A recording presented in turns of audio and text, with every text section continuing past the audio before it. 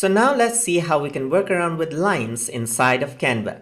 So to work around with lines, I'm going to go to elements right over here. And as I scroll down, you can see lines as an option right over here. So you can click on see all and you can see that there are different lines that you can choose from. So let me just bring in a simple one right over here on this section.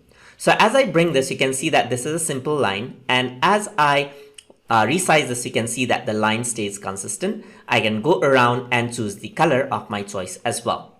So there's different lines that you can work with. So I can click and drag this out over here as well. And as I drag this out, you can see that the circle does not distort. You can simply work around with the lines right here. You can resize it and they will stay intact. Of course, you can choose the color as well. So there's different type of straight lines that you can bring in.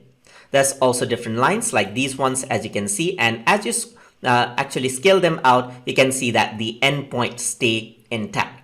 You can also bring in fancy lines as these, as you can see, and then resize this out. And you can change the color to change the outlook of the lines right here. So you can bring out these lines as well, resize this out just like that, resize it out over here. And as you pull it, you can see that they stay intact. And of course, you can change the color over here.